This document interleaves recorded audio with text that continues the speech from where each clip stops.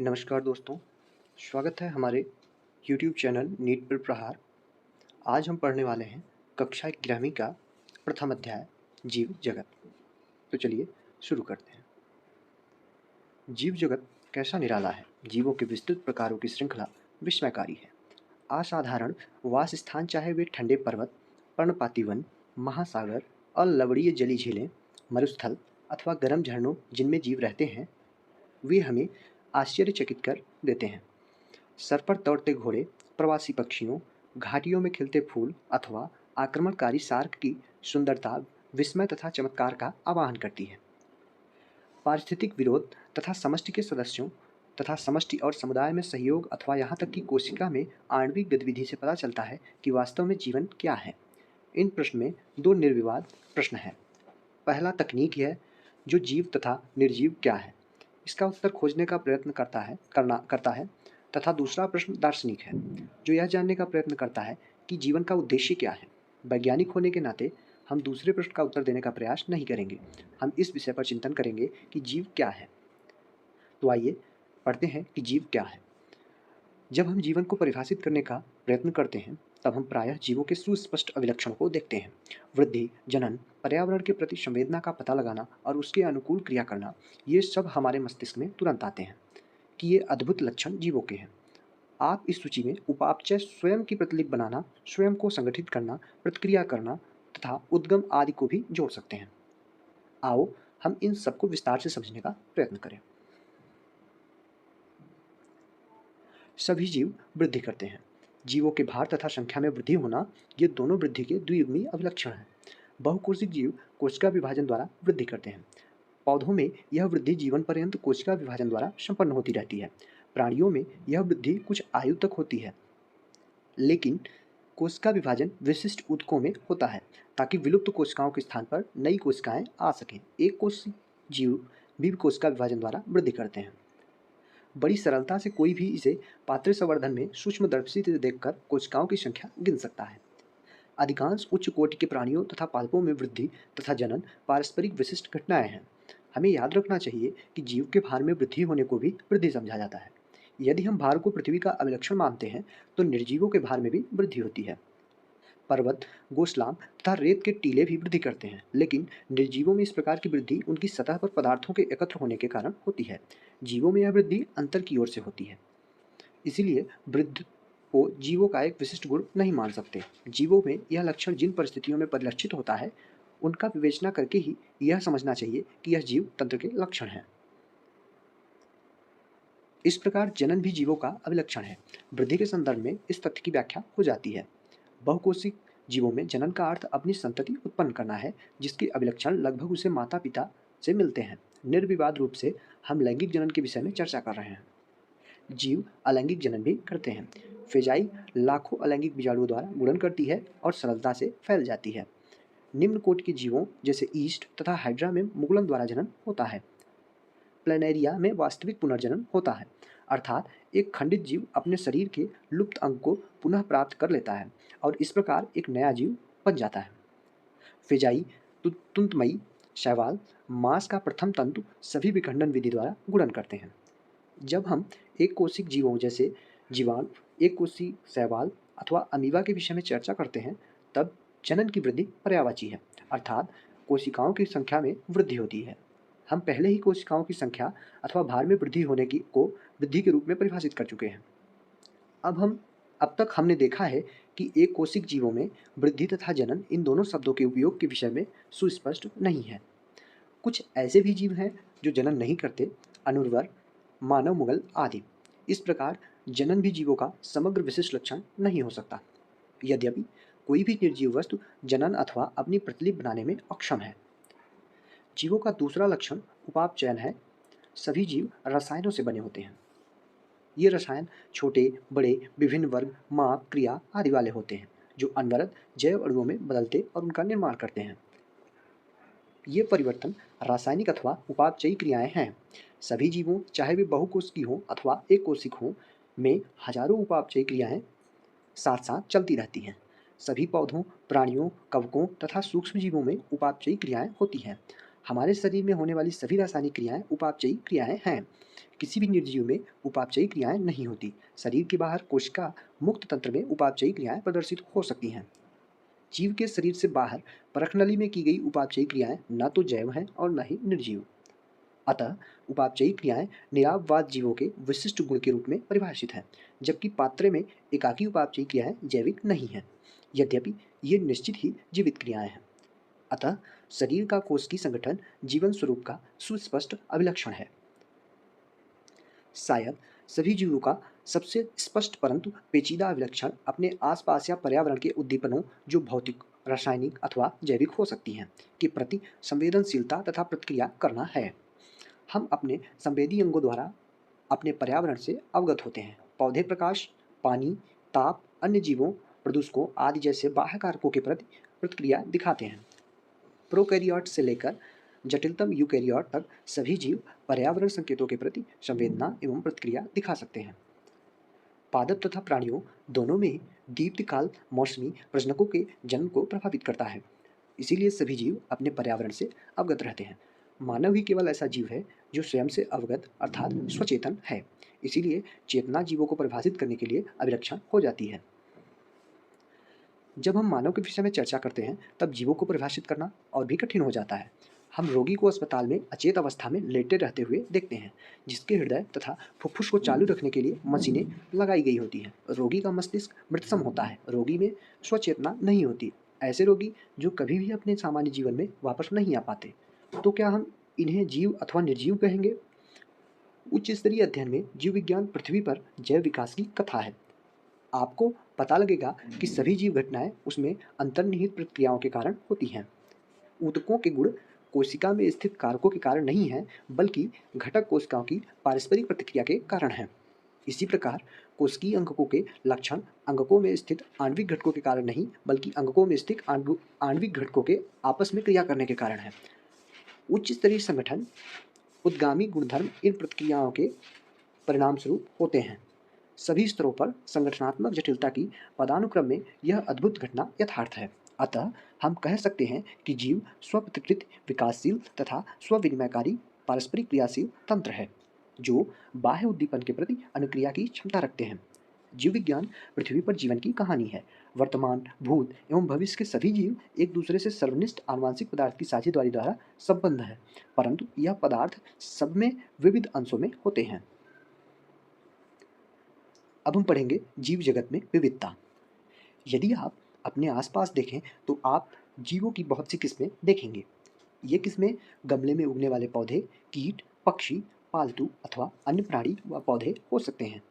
बहुत से ऐसे जीव भी होते हैं जिन्हें आप आंखों की सहायता से नहीं देख सकते, लेकिन आपके आसपास ही हैं। यदि आप अपने अवलोकन के क्षेत्र को बढ़ाते हैं तो आपको विविधता की एक बहुत बड़ी श्रृंखला दिखाई पड़ेगी। स्पष्टतः यदि आप किसी सघन वन में जाएं तो आपको जीवों की बहुत बड़ी संख्या तथा उनकी कई किस्में दिखाई पड़ेंगी। प्रत्येक प्रकार के पौधे, जंतु अथवा जीव जो आप देखते हैं किसी एक जाति का प्रतीक है। अब तक की ज्ञात तथा वर्णित स्पीशीज की संख्या लगभग 1.7 मिलियन से लेकर 1.8 मिलियन तक हो सकती है। हम इसे जैविक विविधता अथवा पृथ्वी पर स्थित जीवों की संख्या तथा प्रकार कहते हैं। हमें यह स्मरण रखना चाहिए कि जैसे जैसे हम नए तथा यहाँ तक कि पुराने क्षेत्रों की खोज करते हैं, हमें नए नए जीवों का पता लगता रहता है। जैसा कि ऊपर बताया गया है कि विश्व में कई मिलियन पौधे तथा प्राणी हैं। हम पौधों तथा प्राणियों को उनके स्थानीय नाम से जानते हैं। ये स्थानीय नाम एक ही देश के विभिन्न स्थान के अनुसार बदलते रहते हैं। यदि हमने कोई ऐसी विधि नहीं निकाली जिसके द्वारा हम किसी जीव के विषय में चर्चा कर सकें, जो शायद इससे भ्रमकारी स्थिति पैदा हो सकती है। प्रत्येक जीव का एक मानक नाम होता है, जिससे वह उसी नाम से सारे विश्व में जाना जाता है। इस प्रक्रिया को नाम पद्धति कहते हैं। स्पष्टतः नाम पद्धति तभी संभव है जब जीवों का वर्णन सही हो और हम यह जानते हो कि नाम किस जीव का है। इसे पहचानना कहते हैं। अध्ययन को सरल करने के लिए अनेक वैज्ञानिकों ने प्रत्येक ज्ञात जीव को वैज्ञानिक नाम देने की प्रक्रिया बनाई है। इस प्रक्रिया को विश्व में सभी जीव वैज्ञानिकों ने स्वीकार किया है। पौधों के लिए वैज्ञानिक नाम का आधार सर्वमान्य नियम तथा कसौटी है, जिनको international code of botanical nomenclature में दिया गया है। आप पूछ सकते हैं कि प्राणियों का नामकरण कैसे किया जाता है। प्राणी वर्गीकृतविदों ने international code of zoological nomenclature बनाया है। वैज्ञानिक नाम की यह गारंटी है कि प्रत्येक जीव का एक ही नाम रहे। किसी भी जीव के वर्णन से विश्व में किसी भी भाग में लोग एक ही नाम बता सके। वे यह भी सुनिश्चित करते हैं कि एक ही नाम किसी दूसरे ज्ञात जीव का न हो। जीव विज्ञानी ज्ञात जीवों के वैज्ञानिक नाम देने के लिए सार्वजनिक मान्य नियमों का पालन करते हैं। प्रत्येक नाम के दो घटक होते हैं, वंश नाम तथा जाति संकेत पद। इस प्रणाली को, जिसमें दो नाम के दो घटक होते हैं, उसमें द्विपद नाम पद्धति कहते हैं। इस नामकरण प्रणाली को कैरोलस लिनियस ने सुझाया था। इसका उपयोग सारे विश्व के जीव विज्ञानी करते हैं। दो शब्दों वाली नामकरण प्रणाली बहुत सुविधाजनक है। आओ आपको आम के उदाहरण द्वारा वैज्ञानिक नाम देने की विधि को समझाएं। आम का वैज्ञानिक नाम मैंजीफेरा इंडिका है। तब आप यह देख सकते हैं कि यह नाम कैसे द्विपद है। इस नाम में मैंजीफेरा वंश नाम है, जबकि इंडिका एक विशिष्ट स्पीसीज अथवा जाति संकेत पद है।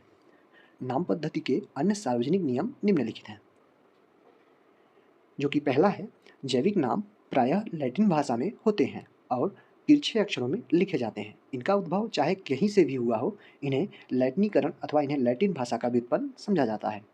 दूसरा है, जैविक नाम में पहला शब्द वंशनाम होता है, जबकि दूसरा शब्द जाति संकेत पद होता है। जैविक नाम को जब हाथ से लिखते हैं तब दोनों शब्दों को अलग अलग रेखांकित अथवा छपाई में तिरछा लिखना चाहिए।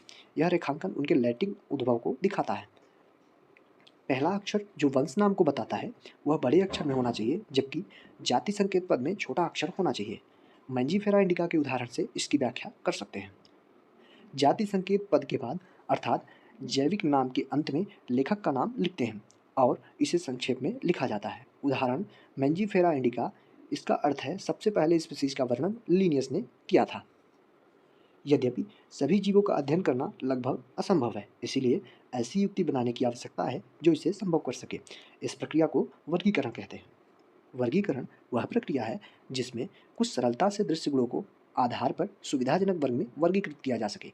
उदाहरण के लिए हम पौधों अथवा प्राणियों और कुत्ता, बिल्ली अथवा कीट को सरलता से पहचान लेते हैं। जैसे ही हम इन शब्दों का उपयोग करते हैं, उसी समय हमारे मस्तिष्क में इन जीव के ऐसे कुछ गुण आ जाते हैं जिससे उनका उस वर्ग से संबंध होता है।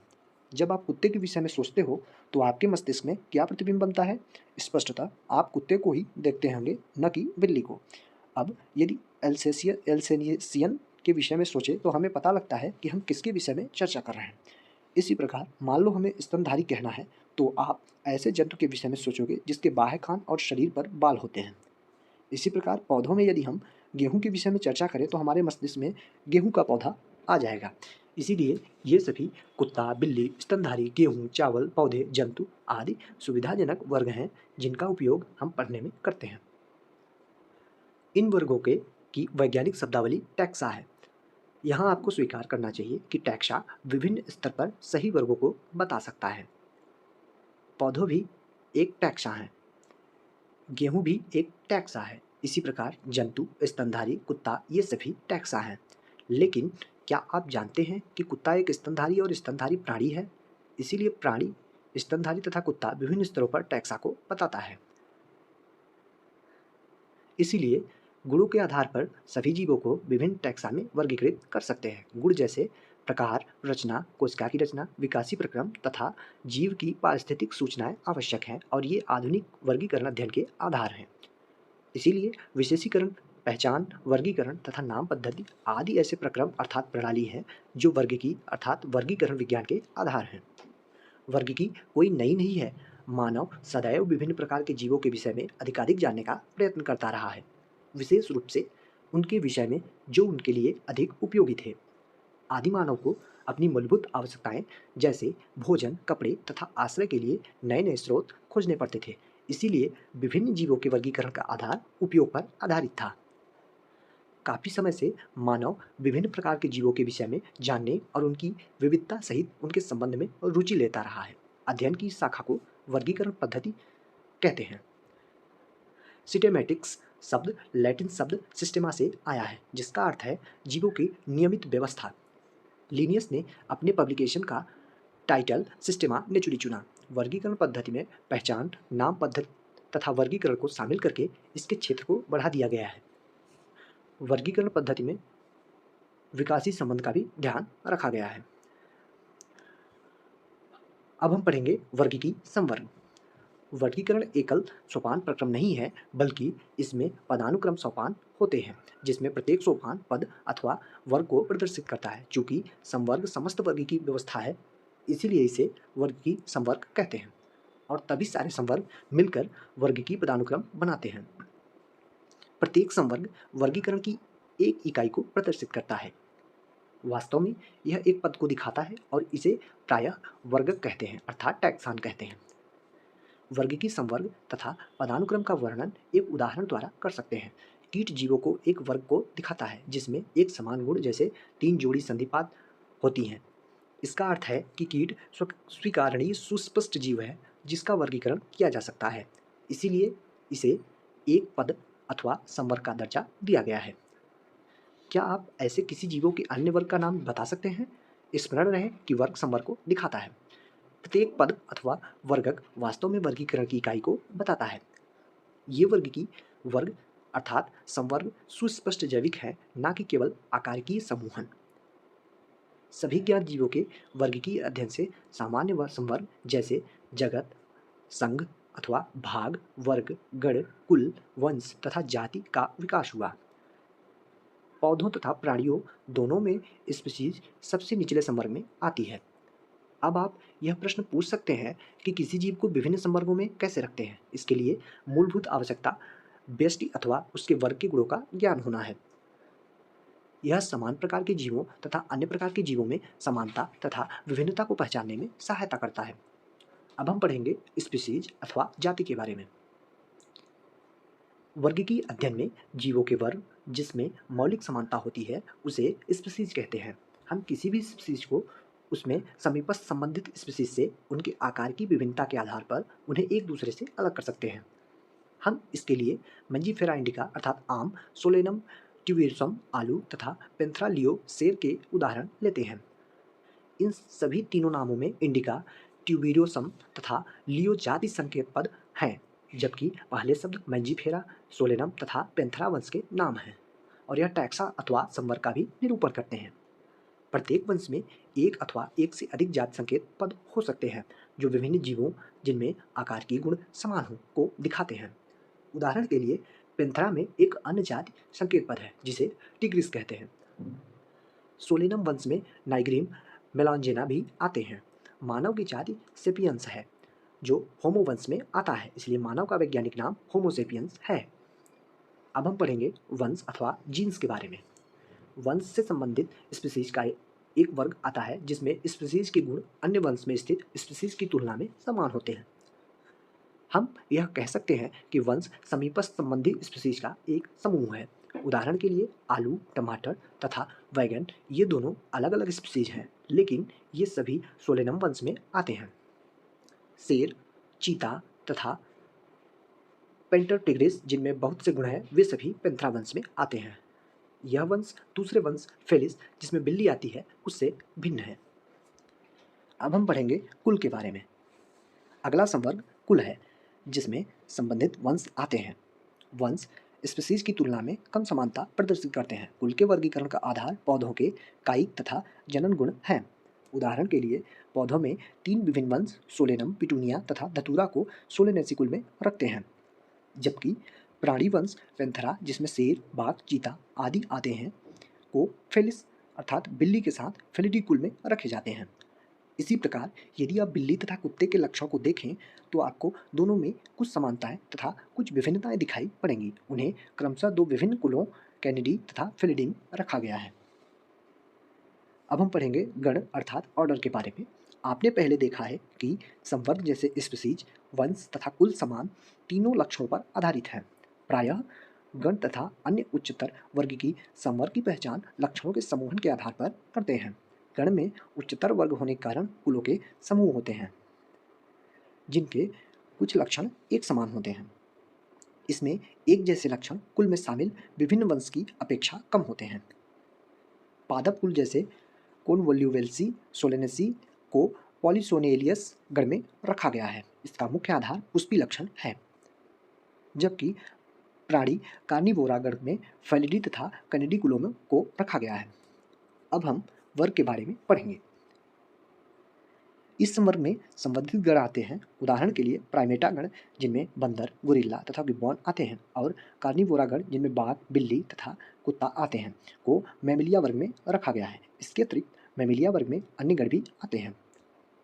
आइए संघ अर्थात फाइलम के बारे में पढ़ें। वर्ग जिसमें जंतु जैसे मछली, उभयचर, सरीसृप, पक्षी तथा स्तनधारी आते हैं, अगले उच्चतर संवर्ग जिसे संघ कहते हैं का निर्माण करते हैं।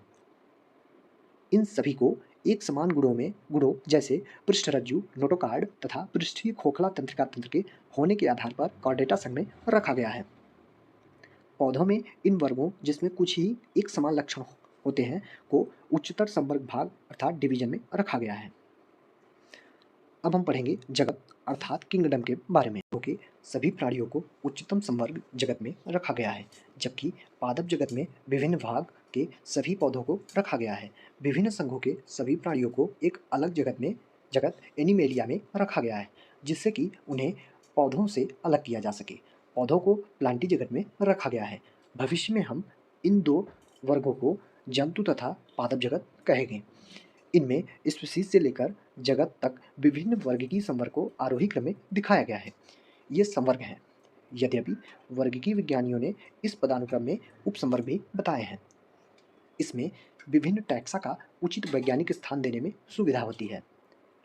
चित्र 1.1 में पदानुक्रम को देखिए। ये चित्र 1.1 दिखाया गया है। क्या आप इस व्यवस्था के आधार का स्मरण कर सकते हो? उदाहरण के लिए जैसे जैसे हम स्पीशीज से जगत की ओर ऊपर जाते हैं, वैसे ही समान गुणों में कमी आती जाती है। सबसे नीचे जो टैक्सा होगा उसके सदस्यों में सबसे अधिक समान गुण होंगे। जैसे जैसे उच्चतर संवर्ग की ओर जाते हैं, उसी स्तर पर अन्य टैक्सा के संबंध निर्धारित करने अधिक कठिन हो जाते हैं। इसीलिए वर्गीकरण की समस्या और भी जटिल हो जाती है। तालिका 1.1 में कुछ सामान्य जीवों जैसे घरेलू मक्खी, मानव, आम तथा गेहूं के विभिन्न वर्गीय संवर्गों को दिखाया गया है। ये देख सकते हैं आप। अब हम पढ़ेंगे वर्गीय सहायता साधन।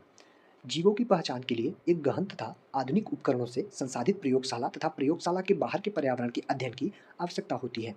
पौधों तथा प्राणियों के वास्तविक नमूने एकत्र करने आवश्यक होते हैं। ये वर्गीय अध्ययन के मुख्य स्रोत हैं। ये अध्ययन के मौलिक तथा वर्गीकरण विज्ञान के प्रशिक्षण के लिए आवश्यक हैं। इनका उपयोग जीवों के वर्गीकरण में किया जाता है। जो भी सूचनाएं एकत्र की जाती हैं, उन्हें नमूने सहित संचयित कर लेते हैं।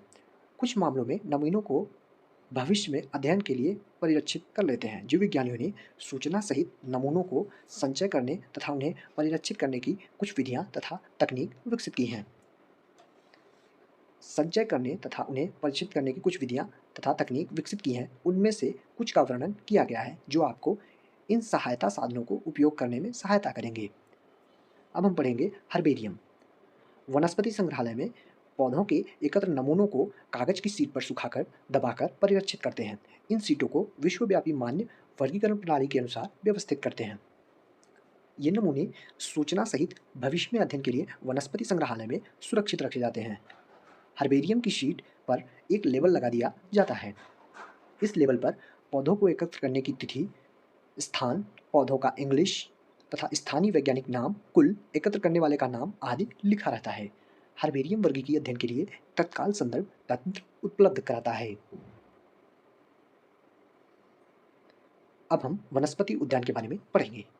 इन विशिष्ट उद्यानों में संदर्भ के लिए जीवित पौधों का संग्रहण होता है। इन उद्यानों में पौधों की स्पीशीज को पहचान के लिए उगाया जाता है और प्रत्येक पौधों पर लेबल लगा रहता है जिस पर वनस्पति, वैज्ञानिक नाम तथा उसके कुल का नाम लिखा रहता है। प्रसिद्ध botanical garden Kew, Indian botanical garden Howrah तथा national botanical research institute Lucknow में हैं। अब हम संग्रहालय अर्थात म्यूजियम के बारे में पढ़ेंगे। वनस्पतिक संग्रहालय प्रायः शैक्षिक संस्थानों जैसे विद्यालय तथा कॉलेजों में स्थापित किए जाते हैं। संग्रहालय में अध्ययन के लिए परिरक्षित पौधों तथा प्राणियों के नमूने होते हैं। नमूने परिरक्षित घोल में डालकर जारों में रखे जाते हैं। पौधे तथा प्राणियों के नमूनों को सुखाकर परिरक्षित करते हैं। कीटों को मारने के बाद कीटों को डिब्बों में पिन लगाकर रखते हैं। बड़े प्राणी जैसे पक्षी तथा स्तनधारी को प्रायः भरकर परिरक्षित करते हैं। संग्रहालय में प्रायः प्राणियों के कंकाल भी रखे जाते हैं। अब हम पढ़ेंगे प्राणी उपवन अथवा चिड़ियाघर। इन उपवनों में अधिकांशतः वन्य आवासी जीवित प्राणी रखे जाते हैं। इनसे हमें वन्य जीवों की मानव की देखरेख में आहार, प्रकृति तथा व्यवहार को सीखने का अवसर प्राप्त होता है। जहाँ तक संभव होता है, प्राणी उपवनों में विभिन्न प्राणी उपलब्ध कराए जाते हैं। चिड़ियाघर में सभी प्राणियों को उनके प्राकृतिक आवासों वाली परिस्थितियों में रखने का प्रयास किया जाता है। इन उद्यानों को प्रायः हम चिड़ियाघर कहते हैं।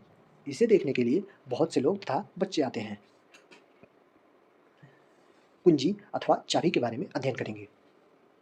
यह एक अन्य साधन सामग्री है जिसका प्रयोग समानताओं तथा असमानताओं पर आधारित होकर पौधों तथा प्राणियों की पहचान में किया जाता है। यह कुंजी विपर्यासी लक्षणों, जो प्रायः जोड़ों अर्थात युग्मों, जिन्हें युग्मित कहते हैं, के आधार पर होती हैं। कुंजी दो विपरीत विकल्पों को चुनने को दिखाती हैं। इसके परिणाम स्वरूप एक को मान्यता तथा दूसरे को अमान्यता प्राप्त होती है। कुंजी में प्रत्येक कथन मार्गदर्शन का कार्य करता है। पहचानने के लिए प्रत्येक वर्ग की संवर्ग जैसे कुल, वंश तथा जाति के लिए अलग वर्ग की कुंजी की आवश्यकता होती है। विस्तृत वर्णन को लिखने के लिए नियम पुस्तिका अर्थात मैनुअल, मोनोग्राफ अर्थात पुस्तक जिसमें एक विषय पर विस्तृत जानकारी होती है, तथा सूची पत्र अन्य माध्यम हैं। इसके अतिरिक्त यह सही पहचान में भी सहायता करते हैं। फ्लोरा पुस्तकों में किसी क्षेत्र के पौधों तथा उनके वास स्थानों के विषय में जानकारी होती है। ये उस विशेष क्षेत्र में मिलने वाली पौधों की स्पीसीज की विशेष सूची देती हैं। नियम पुस्तिका से उन क्षेत्र में पाई जाने वाली स्पीसीज को पहचानने में सहायता मिलती है। मोनोग्राफ में किसी एक टैक्सान की पूरी जानकारी होती है। अब हम पाठ का सारांश देखेंगे। जीव जगत में प्रचुर मात्रा में विविधताएं दिखाई पड़ती हैं। असंख्य पादप तथा प्राणियों की पहचान तथा उनका वर्णन किया गया है, परंतु अब भी इनकी बहुत बड़ी संख्या अज्ञात है। जीवों के एक विशाल परिसर को आकार, रंग, आवाज, शरीर क्रियात्मक तथा आकार की लक्षणों के कारण हमें जीवों को व्याख्या करने के लिए बाधित होना पड़ता है। जीवों की विविधता तथा इनकी किस्मों के अध्ययन को सुसाध्य एवं सरल बनाने के लिए जीव विज्ञानियों कुछ नियमों तथा सिद्धांतों का प्रतिपादन किया, जो हम पूर्व में पढ़ चुके हैं। आशा करते हैं आपको यह पाठ काफ़ी पसंद आया होगा। जहाँ भी कुछ भी त्रुटियाँ हुई हैं उसके लिए मैं क्षमा चाहूँगा। जल्द ही हम आपको नए वीडियो के साथ कक्षा 12वीं एवं 11वीं के अगले अध्यायों के साथ उपलब्ध होंगे। तब तक के लिए शुक्रिया। चैनल सब्सक्राइब करिए एवं अपने मित्रों के साथ शेयर करिए। बहुत बहुत धन्यवाद।